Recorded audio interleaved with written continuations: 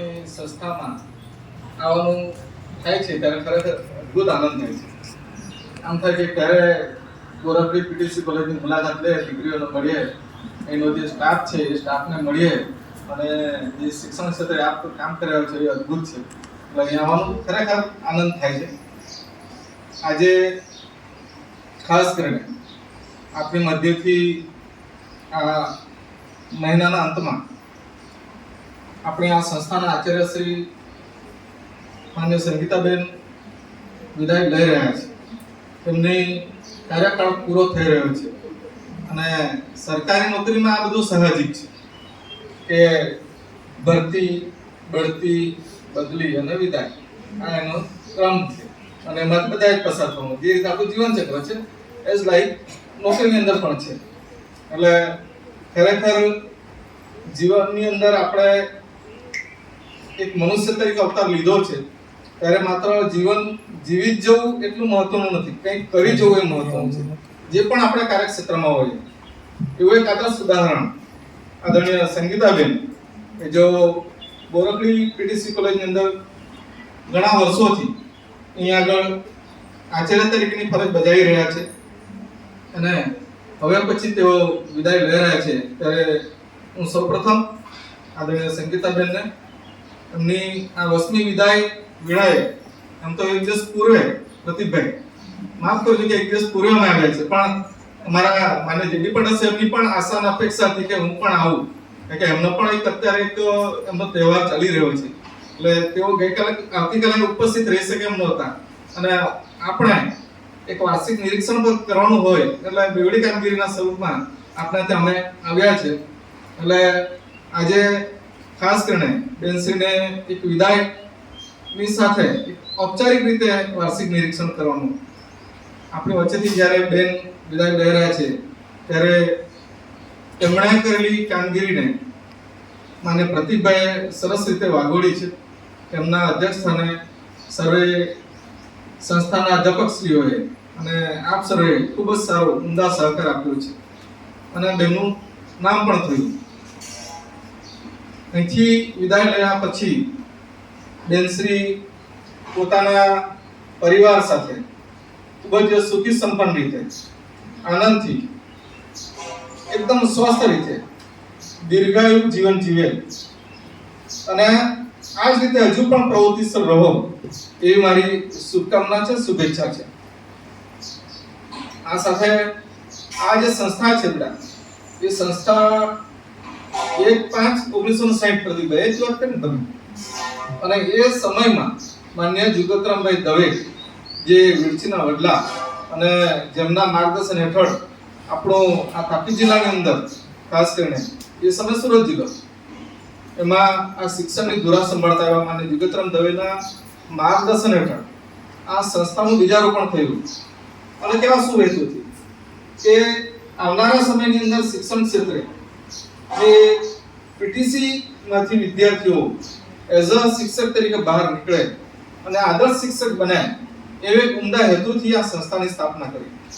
અને મને લાગે છે મારો તો એમ કાંઈ બહુ ઓછો અનુભવ છે પણ ઓછાની અંદર ઘણો બધો અનુભવ થઈ ગયો મને લાગે છે. માન્ય રાજેશભાઈ, માન્ય અમારા જેડી પટેલ સાહેબ, માન્ય પાલસિંહ સાહેબ, માન્ય પ્રકાશભાઈ, આ બધા મિત્રોનો બહોળો અનુભવ છે આ સંસ્થાનો. પણ ઓછા સમયની અંદર પણ એક અમારી જે શિક્ષણ ક્ષેત્રની એક વૈચારિક અભિગમ રહ્યો છે અને શિક્ષણ ક્ષેત્રે કંઈક નવું જોવાની અમારી પ્રેરણા એ બધું જ ઇન શોર્ટ માનો ને હજી જો 3 મહિના થયા આપણી સંસ્થા સાથે આટલી મુલાકાત, પરંતુ આ પૂર્વેથી અમે પ્રતિભાઈ અને સંગીતાબેનને જાણીએ છીએ કે સતત સંપર્કમાં, કારણ કે અમારી જિલ્લા શિક્ષણ તાલીમ ભવન વગેરેનો હું હતો અને ડીએલએડની અંદર અમે કાર્યરત છે ત્યારે આપની પ્રવૃત્તિથી અમે વાકેફ છે. એટલે એટલી અદ્ભુત રીતે આપણા ત્યાં આ કામગીરી ચાલી રહી છે. ખરેખર મને ગૌરવ મહેસૂસ થાય છે. જિલ્લા શિક્ષણ તાલીમોની અંદર જ્યારે અમે અધ્યાપક તરીકે જોડાયેલા છે અને અમારી જે હેતુ કહેવાય એ શિક્ષણ ક્ષેત્રે આદર્શ ગુણવત્તાસભર શિક્ષણ મળે, પરિણામલક્ષી શિક્ષણ મળે એવો એક હેતુ ડાયટનો નમ્ર પ્રયાસ રહ્યો. કારણ કે ડાયટ છે 2 પ્રકારની કામગીરી કરે છે. એક તો તમારી જેમ જે દીકરીઓ કે દીકરાઓ ભવિષ્યના શિક્ષક તરીકે ભગીરથ કાર્ય કરવાના છે એવા દીકરા દીકરીઓને શિક્ષક બનાવવા માટેનું એક અમારું પ્લેટફોર્મ છે. આ ઉપરાંત જે શિક્ષકો હાલ કાર્યરત છે એ હવે તો બાલવાટિકા છેક ધોરણ 12 સુધીના જે વિદ્યાર્થીઓ છે એમના ભણાવતા શિક્ષકો એમને પણ અલગ અલગ વિષયની તાલીમ આપવાની, રાષ્ટ્ર કક્ષાએથી, એનસીઆરટી કક્ષાએથી, જીસીઆરટી કક્ષાએથી જે પણ શિક્ષણના નવા અભિગમો આવે, જે પણ ફેરફારો આવે એ ફેરફારોનું અમલીકરણ જિલ્લાની અંદર થાય અને જિલ્લાનું ગુણવત્તાયુક્ત શિક્ષણ જળવાઈ રહે એવું અમારું આ કામ ડાયટનું છે.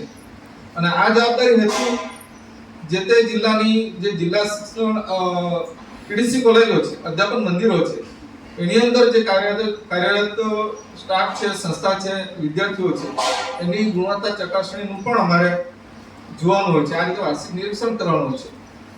ખરેખર આપની સંસ્થા જે છે એનું તો ખરેખર વાર્ષિક નિરીક્ષણ હોવું જ ના જોઈએ, કારણ કે અમારું સોશિયલ ઓડિટ થયા કરતું હોય છે સતત. કારણ કે મને પ્રતિકભાઈ છે એ સોશિયલ મીડિયા ઉપર થોડા એક્ટિવ હોય છે અને આપની સંસ્થાનું જે પ્રવૃત્તિઓ છે એ અમને જોવા મળતી હોય છે. કારણ કે સ્વાભાવિક છે કે સતત અમે અહીંયા પ્રેઝન્ટ ના રહી શકીએ. તો આ રીતે આપની જે પ્રવૃત્તિઓ છે એ અમને પ્રતિકભાઈ પ્રતિથી કરાવતા રહે છે. એટલે આપની સંસ્થાની અંદર ખરેખર એક શિક્ષક તરીકેનું જે ઘડતર થાય છે ને, અને એક શિક્ષક તરીકે જેને કહેવાય કે એક નિષ્ઠાવાન, એક સમર્પિત શિક્ષક, એક કાર્યનિષ્ઠ શિક્ષક, જે પણ વ્યાખ્યા આપણે કહીએ એનું આદર્શ ઉદાહરણ બોરકલી પીટીસી કોલેજ, બોરકલી અધ્યાપન મંદિર આ કહી શકાય.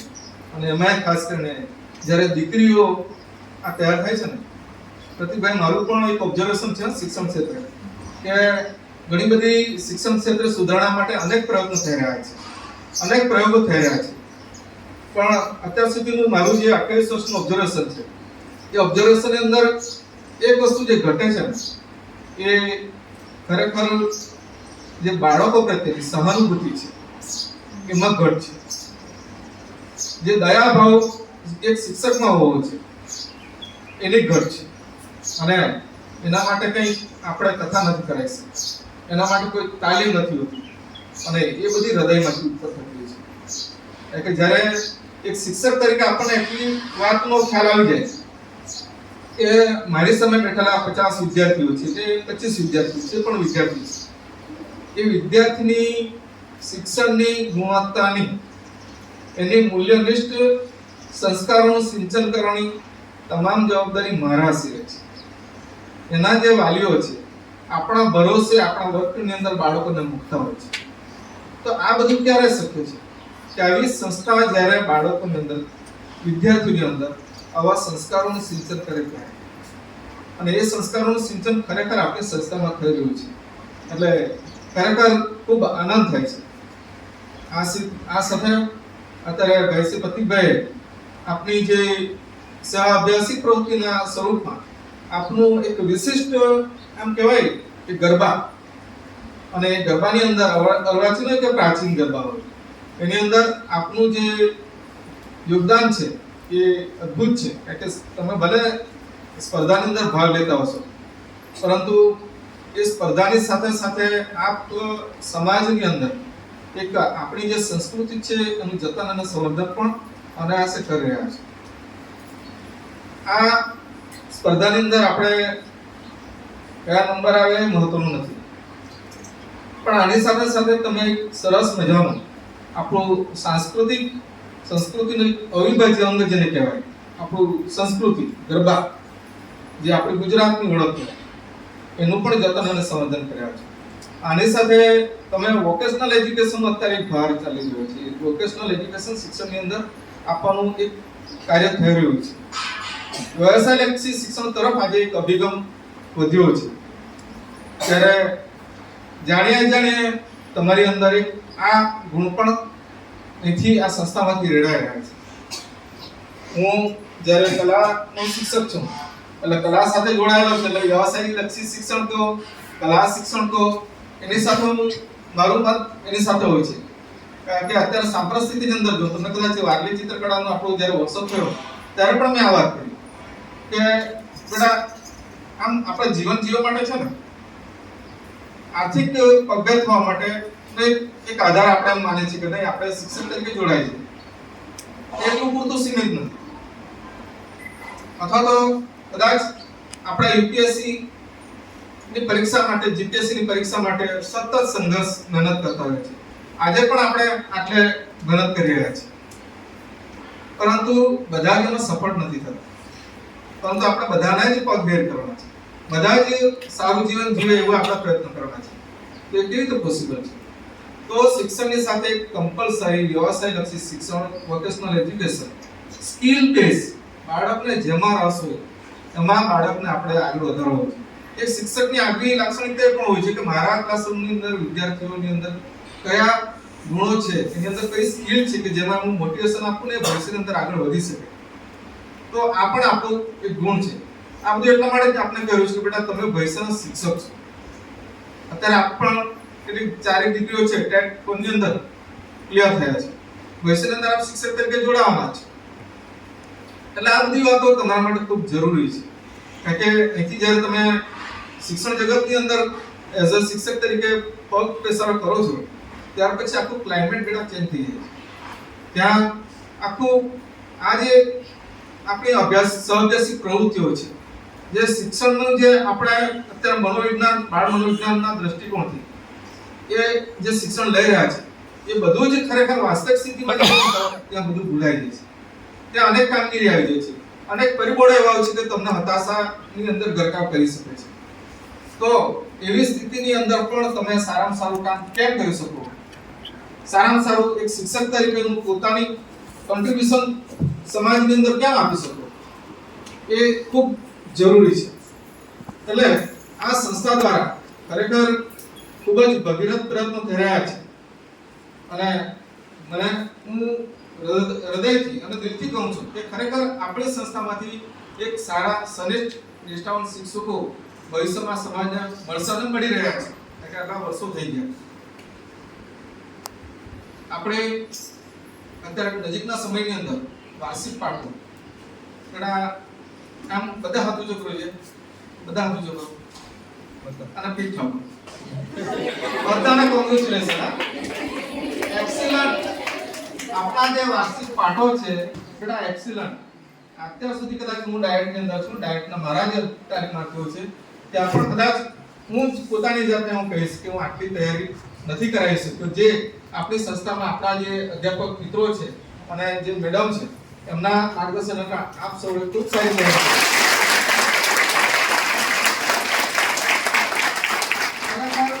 આ જ રીતે તમે જે પાઠ આપ્યો છે બેટા એક શિક્ષક તરીકે જોડાવતો રોજના વાર્ષિક પાઠ છે એવું સમજીને ભણાવશો ને તો મને લાગે ગુણવત્તા ક્યારેય નીચે નહીં આવશે. હું કેવું કદી કહે બરાબર સાચી વાત છે. તમે જે વાર્ષિક પાઠ તૈયાર કર્યો એમાં બધાનું મેં આયોજન પણ જોયું, ઇવન દરેકની જે પ્રિપરેશન અદ્ભુત હતી. એની પાછળ તમારા જે શિક્ષકો જે છે, અહીંયા આગળ ચંદ્રકાંતભાઈ બેઠા છે, પંકજભાઈ બેઠા છે, પાર્વતીબેન બેઠા છે, પ્રતિકભાઈ છે, બેન છે સંગીતાબેન, આ બધાનું જે માઇક્રો તમને માર્ગદર્શન જે છે ને આ અદ્ભુત રહ્યું છે. એનું જે પરિણામ આપ જ્યારે પાઠ આપી રહ્યા હતા ને એ પાઠની અંદર મને એના દર્શન થયા. આયોજન સાથે એકલું નોટ ડાઉન કરવાથી પાઠ સારો નથી જતો. એ નોટ ડાઉન પ્લાનિંગની સાથે તમારું જે રિયાઝ હશે, તમે જે અહીંયા આગળ અભ્યાસ કર્યો હશે કે મારે આ પાઠ આપવાનો છે, એટલે એ પાઠ માટેનું જે તમારું પ્રિપેરેશન નાની નાની બાબતો શરૂઆતથી જે વર્ગ વ્યવસ્થાથી લઈને વિષય વિષયાની સ્પષ્ટતા આવે અને જ્યાં ખરેખર આપણા જે સોપાનો છે એમાં જે અધ્યયન અધ્યાપન અનુભવો એ સૌથી મહત્વનો પાઠ એ છે કે મેક્સિમમ ટાઈમ જે છે આપણો એ પાઠની અંદર અહીં જતો છે. અને એમાં આપણી જે વાકછટા એક શિક્ષક તરીકે જે વાકછટા હતી, એક શિક્ષકને છાજે એવું આપણું વર્તન બિહેવિયર હતું અને એની સાથે ચોક એન્ડ ટોક માત્ર નહીં, તમે પ્રોજેક્ટરનો, એલસીડીનો, કમ્પ્યુટરનો ટીએલએમ તો અદ્ભુત, કેટલા ટીએલએમ, કેટલી તૈયારી એક એક મુદ્દા માટે.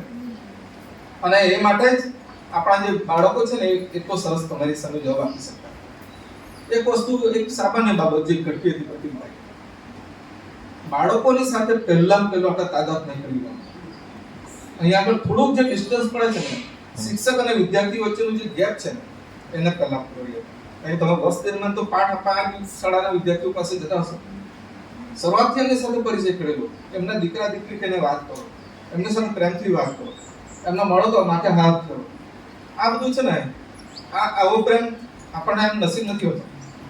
અને આ જો શરૂઆતથી તમે કરી લેશો ને, તો જ્યારે તમે પાઠ આપવા જશો તો એ તમને સામેથી મળવા આવશે, બોલાવવા આવશે, બરોબર ને?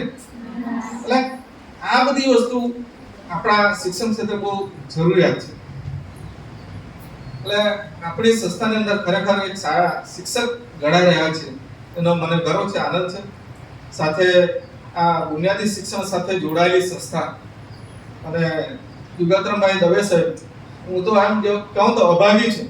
પ્રતિકભાઈ નજીકના મઢી ગામની અંદર મારું વતન બેડી પડ્યા, અને કદાચ હું શિક્ષણ ક્ષેત્ર તો મેં કહ્યું ને સ્કિલ બેઝ, એટલે શિક્ષણમાં તો મને રસ હતો જ નહીં. તમને આગળ પણ મેં વાત કરી, શિક્ષણ મીન્સ કે જ્યાં ગણિત, વિજ્ઞાન, અંગ્રેજી જેવા વિષય આવે એટલે હું ગભરાતો, એનાથી ડર લાગતો, જે અત્યારે સાહજિક બાળકોની અંદર હોય છે.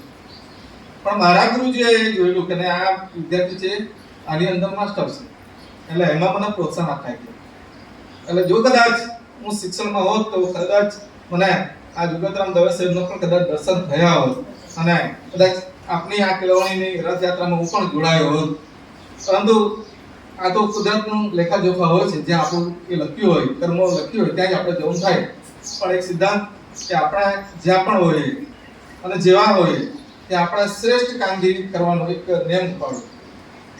અત્યારે બેન આ વર્ષે રિટાયર થતા હતા, અને તેમ છતાં આજે ઇનોવેશન એજ્યુકેશન ઇનોવેશન ફેસ્ટિવલની અંદર ભાગ લેવો એમની ઉત્કંઠા, એટલો જ સહયોગ પ્રતિકભાઈને, એટલો જ સહયોગ. કારણ કે જ્યારે ખરેખર દંપતી શાળાની અંદર હોય ને, તો ખરેખર આ વસ્તુ તો થવી જોઈએ.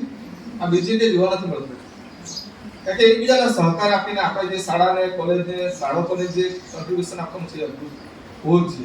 એટલે એ ઇનોવેશન ફેસ્ટિવલની અંદર જ્યારે રિટાયર થવાના છેલ્લી ઘડી સુધી આ કાર્યરત રહેવું, એક આદર્શ ઉદાહરણ મને સંગીતાબેન આપણી સામે બેઠા છે. જોરદાર તાળીઓ થઈ જશે.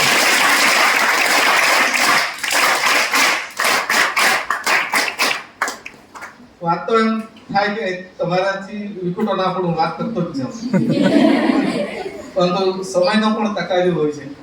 અને આ તબક્કે આપણે જે બેવડી કામગીરી છે, એક આદરણીય સંગીતાબેન વિદાય સમારોહ પૂરો દિવસમાં આપણે ગોઠવ્યો છે. આ સાથે આપણું જે શૈક્ષણિક નિરીક્ષણ છે, એમાં સરસ મજાનું આપણું જે પ્રાર્થના સંમેલન છે એ અમે જોયું. અદ્ભુત પ્રાર્થના સંમેલન, અદ્ભુત. કારણ કે તમારું જે આ સિક્વન્સ અને તમારી જે રજૂઆતની શૈલી છે એ ખૂબ સરસ રીતે આપ સૌએ રજૂ કર્યો છે. ગરબો આખલાતું, બહુ જ અદ્ભુત. અને આપણે ગરબાની ક્ષેત્રે ખૂબ ઊંચી સિદ્ધિઓ હાંસલ કરી છે. આ દીકરી સરસ મજાનું અહીંથી એન્કરિંગ કરી છે. આ પણ ભવિષ્યની અંદર વ્યવસાયનો ભાગ છે. એન્કરિંગની અંદર માસ્ટર, દરેક વસ્તુની અંદર માસ્ટર. એટલે એક નાની નાની બાબતોને આપણે માઇક્રો વિઝનથી જોઈએ તેની અંદર આપણે આગળ વધી શકીએ છીએ. તો આ તબક્કે સમયના ધ્યાનમાં રાખી બધું ન બોલતા અમારા ડાયરેક્ટના આદરણીય માનનીય જીજી પટેલ સાહેબ, જેઓ આપણી મધ્ય ઉપસ્થિત રહ્યા, અને માનનીય સંગીતાબેનના આ વિદાય પ્રસંગે એમનું અભિવાદન કર્યું, એમને સ્મૃતિ ભેટ આપી છે અમારા ડાયટ વતી. તો માનનીય જીજી પટેલ સાહેબનો આ તબક્કે આભાર માનું છું. અમારા ડાયરેક્ટના સ્ટાફ મિત્રો માન્ય રાજેશભાઈ, માન્ય પ્રકાશભાઈ, માન્ય પાસિંગ સાહેબ, માન્ય સંગીતાબેન, માન્ય પરિવર્તનાબેન, માન્ય વર્ષાબેન, આ સાથે આ તબક્કે અત્રે ઉપસ્થિત માન્ય પ્રતિકભાઈ, માન્ય પંકજભાઈ, માન્ય ચંદ્રકાંતભાઈ, માન્ય પાર્વતીબેન અને આપ સર્વે વાલી દીકરીઓ, મારી વાણીને વિરામ આપું છું. Thank you so much.